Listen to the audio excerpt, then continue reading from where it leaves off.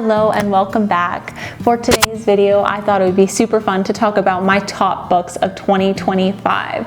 So without further ado, let's get into it. In no particular order, this is just my favorite books. I couldn't pick a number one favorite, so yeah, these are all at least 4.5 stars, if not higher.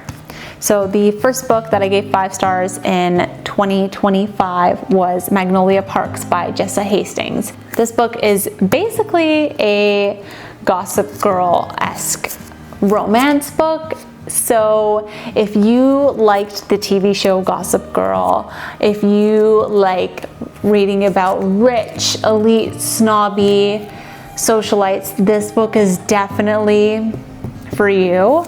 That's not normally my taste, and so I kind of went into this a little bit weary, even though I heard nothing but good things about this, and honestly I can say I was pleasantly surprised. So Magnolia, our main character, she is super well off, and we are kind of following her go throughout her life, her day-to-day, and figure out her weird relationship with BJ Ballantyne, the love interest.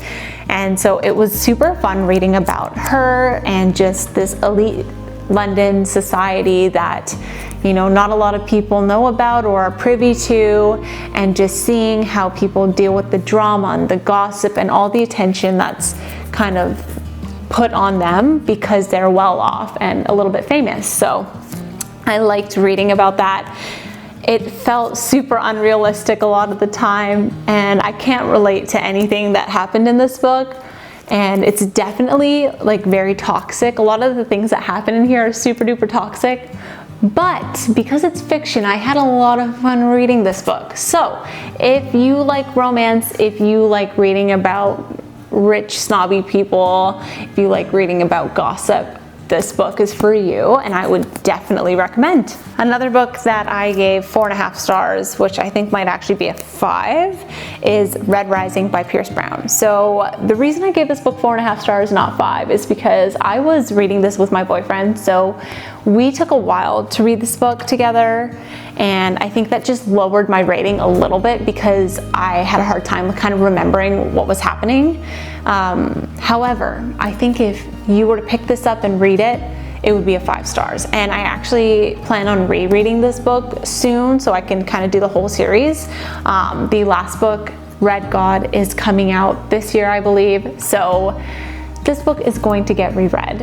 Anyways, Red Rising is like your sci-fi meets Hunger Games meets dystopian world-esque book.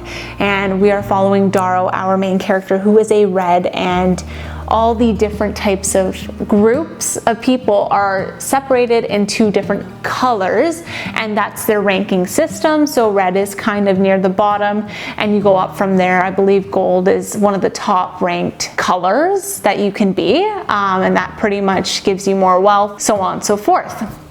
And we are following Darrow, who is a miner, and he is trying to mine a certain product to make Mars livable.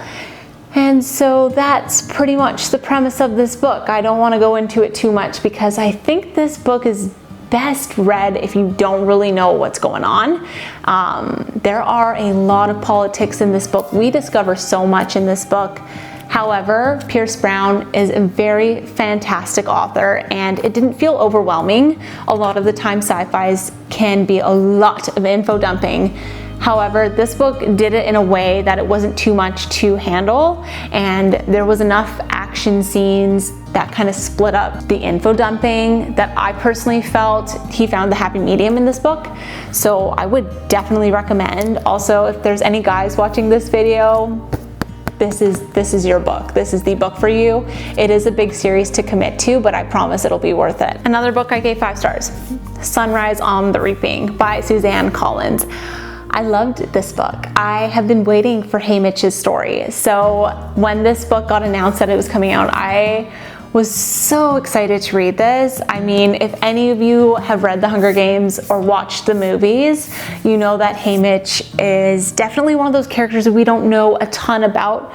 We just know that he was traumatized when he had his games, and because of that, he kind of became an alcoholic. So this kind of dives into why that happened, like what happened to him that literally made him become an alcoholic. And just consume so much to the point where he can barely function as a human. I think this book really kind of tied together a lot of questions and loose ends that readers kind of wanted to know about. So this is definitely a book for the fans. And if you haven't read Hunger Games, like, what are you doing? What are you doing, honestly? So I would definitely recommend. Haymitch's story was like so tragic to read about. It's like going into this book, you know it's going to be tragic. And I feel that because we knew it was going to be sad, a lot of the time I kind of preemptively thought I knew what was going on, but I was still surprised and shocked by the ending of this book. It definitely caught me off guard and there were tears shed. So I would definitely recommend this book. Even if you think you know what's going to happen, I promise you, you don't know it all. So definitely recommend. And the movie is coming out, I believe, this year, which is so exciting. I'm really excited for that. Another 5-star that is no surprise is Great Big Beautiful Life by Emily Henry. I absolutely love Emily Henry. And little fun fact, my favorite book by her is actually People We Meet on Vacation. And that movie I think is coming out very, very soon, if not already out. So when I read this book, I kind of had lower expectations just because her releases after People We Meet on Vacation haven't been my favorite, but I've still loved them. This book blew me out of the water. This book was so good. I have heard mixed reviews on this, and I don't know why people don't like this book because, yes, she writes romance, but it's way more than that. And I feel like with this book, she took a lot of creative freedom to kind of direct her romance in a different way. Okay, so basically we're following these two main characters, Alice and Hayden, and they're both writers, and they are trying to vie for the one available spot to write about this elderly lady's story. And this elderly lady is named Margaret, and she has had quite the life. I mean, she was an heiress. She has been kind of part of cults. She was super rich. Her parents were super famous as well. She's been through a lot. She was in the tabloids, so she was a very famous person, and then she kind of dropped off the face of the earth, and no one knows why. So Margaret is like, you know what, okay, fine. I will let everyone know what happened, and I need help writing my biography. So she kind of enlists a couple people to vie for that spot. And so we are following Alice and Hayden as they interview Margaret, and they're trying to find out, why did you kind of drop off the face of the earth? What happened in your family that you literally could not be seen in public anymore? So I found Margaret's story to be so interesting. I was like, yeah, what the heck?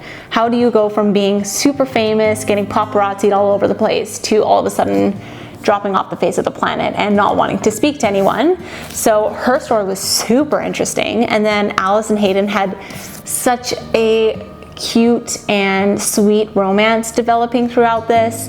They were such likable characters that honestly, if you are a romance reader, I don't see why you wouldn't love this. And if you're not, but you like fiction, I think this is a very happy medium book for those of you that want a little bit of romance, but you don't want that to be the whole point of the book. So this was a very good book for that like in-betweener who's like, if you kind of want romance, but you kind of don't, this is the book. This book was so good. I don't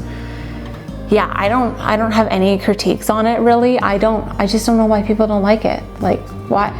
It was so good. So yeah, moving on to, I have another summer read up here. So I have One Golden Summer by Carly Fortune.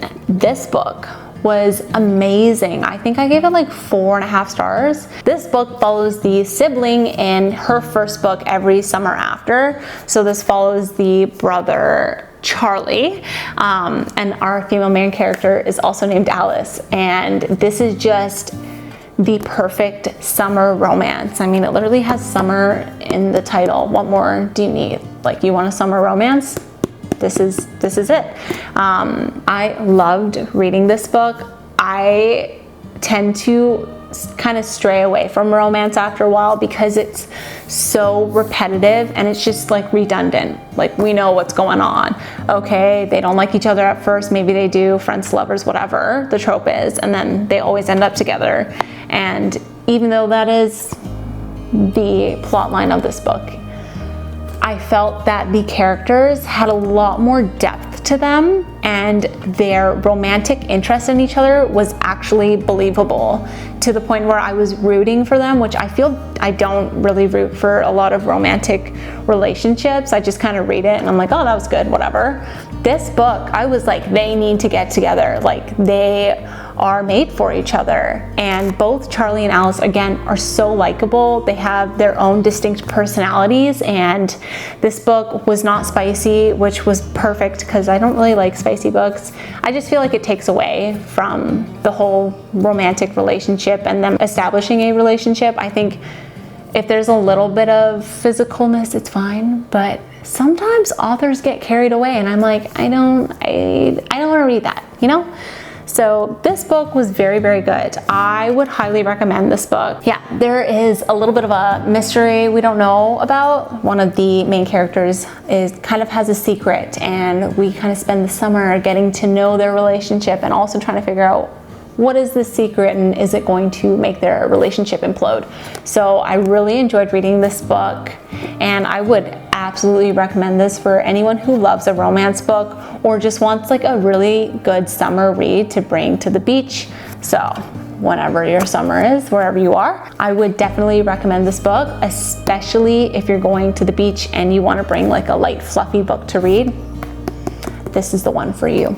The next book that I gave 5 stars was The Silent Patient by Alex Michaelides. I don't know how to say his last name, I apologize. This book was so good. I was listening to this audiobook on my drive across Canada with my sister because we both love thrillers. So I was like, this is perfect. It's a happy medium for both of us. And we are following this criminal psychotherapist, Theo, and he is basically working in this institute, and one of the patients there is known as the silent patient. She kind of got arrested, and she is in this facility because she shot her husband in the face 5 times. So she murdered her husband, cold blood murder, and she is now been silent, not willing to talk about it at all. She has not said a word since she's killed her husband, so it's been years.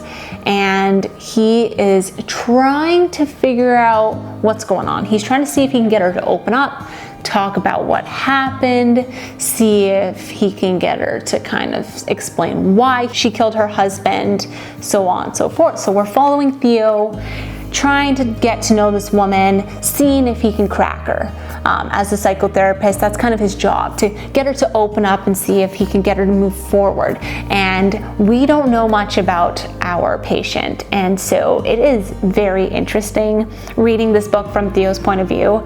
I felt like we were given a lot of insight, and being a psychotherapist, his writing gave us a lot of signals about the patient and how her body language was, how she interacted with people. And so throughout this book, very fast paced by the way, I kind of was like, oh, I think I know what's gonna happen. I was still super into this book, but I was kind of like, dang, I never guessed the ending, but I'm pretty sure I've got this thing narrowed down. No, not even close. This book was so good. It caught me so off guard. Like the way that when the plot twist happened, my sister and I had our jaws like on the floor. We were just like, oh, what? Yeah, I have not read a book where I've had like a jaw-dropping moment since that book. So yeah, I would definitely recommend this thriller. If you like mysteries, thrillers, but you're a little bit weary about reading horror, this is the perfect book. I think it is great to listen as an audiobook just because it's so fast paced and the writing style makes it very easy to listen to. I would definitely recommend this book. It was fantastic. And then another mystery thriller I read is called Wrong Place, Wrong Time by Gillian McAllister. I listened to the audiobook for this one in October, and it's basically about this mom anxiously awaiting for her 18-year-old son to come home. And so she's looking out the window, waiting for her son to come home. Her husband's in bed, and she sees him walking home. And so she's like, okay, good. And she sees him walking home with the stranger. And all of a sudden, this is in the synopsis as well, this is not a spoiler, she witnesses her son stab that stranger. So basically murder someone. And as a mom, she's like, what just happened? What did I just witness? My child just killed someone? That was really intriguing concept, really crazy opening chapter to read about. And basically we are following this mom trying to figure out why her son is a murderer all of a sudden. And so her son goes to jail that night. He gets arrested by the police. He gets taken into custody. And so she is just pacing in her house, waiting. And as she falls asleep, because exhaustion just takes over, she wakes up and it's the day before. So she wakes up with the knowledge that she knows her son is going to stab someone, but has not done it yet, but he will later. And so she wakes up and she's like, wait, maybe I can stop this. And that's exactly what she proceeds to do. She tries to stop her son from murdering someone and changing his life forever. And as she keeps going to sleep, she keeps waking up further in the past. And we are following her moving backwards in time. And that concept, the magical realism paired with a thriller, it was so genius. I feel like this book is not talked about enough. I think everyone should read this if they're into thrillers. Like, this was such a good twist on a thriller, having her move back in time, trying to stop her son from like changing his life forever.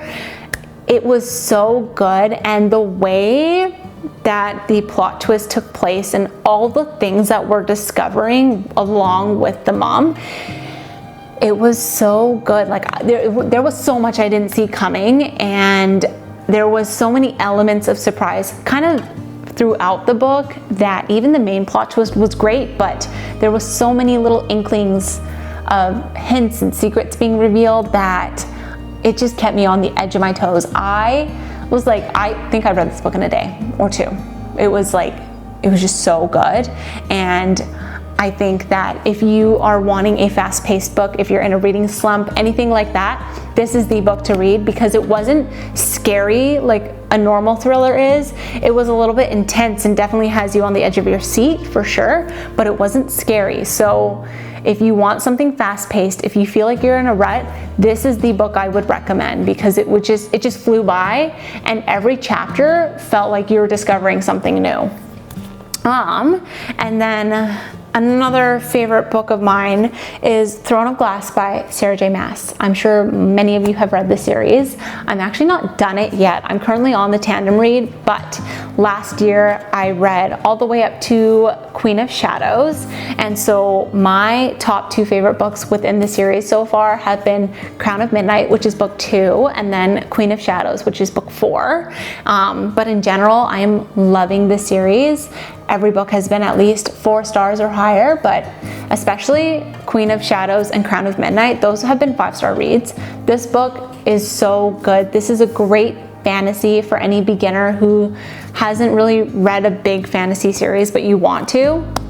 This is the book. Sarah J. Maas does a wonderful job of world building, and I feel like she just knows how to write her characters in a way that makes them seem realistic, but also like super darn cool and like warrior-esque vibes. So our main character, Celaena Sardothien, was just like the ultimate female like main character. She just feels like she made her for a fantastical world, but still a relatable human being. And I think that's pretty hard to accomplish sometimes.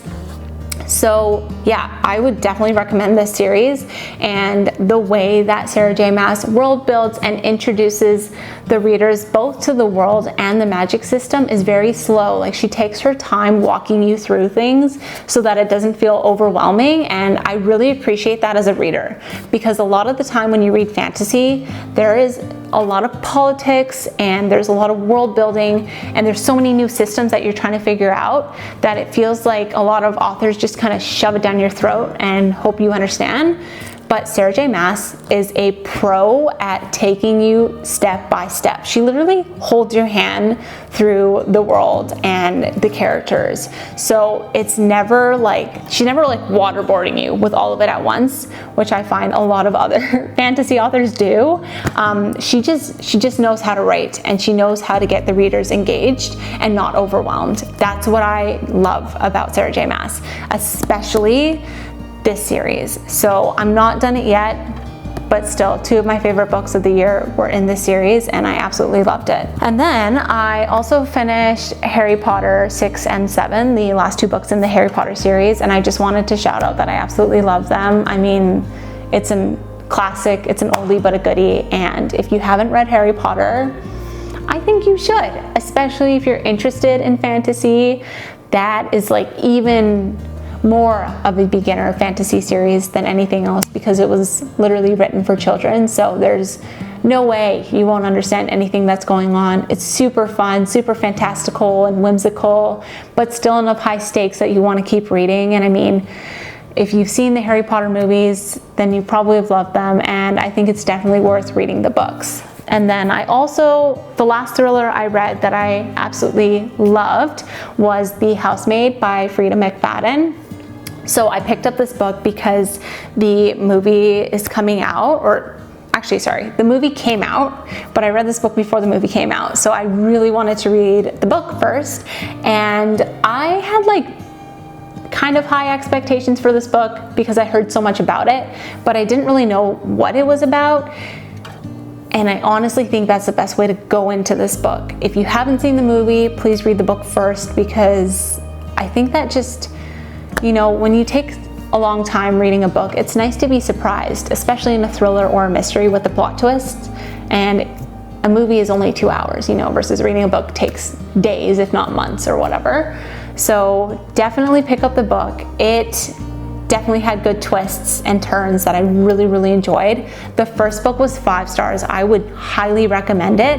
I don't even want to say too much of what it's about because I feel like it's best kind of going into it blind.